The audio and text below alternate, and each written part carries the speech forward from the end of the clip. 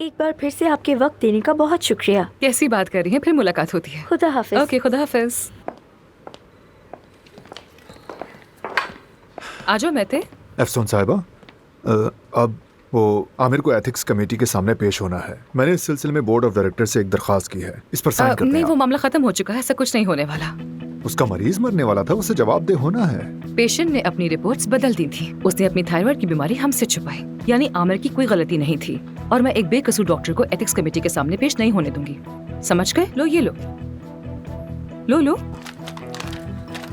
आप आमिर को इस हॉस्पिटल से निकलवाना नहीं चाहती क्या?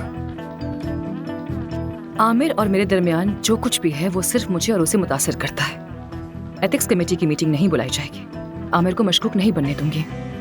मगर बोर्ड ऑफ डायरेक्टर्स चाहते हैं, और काया साहब भी।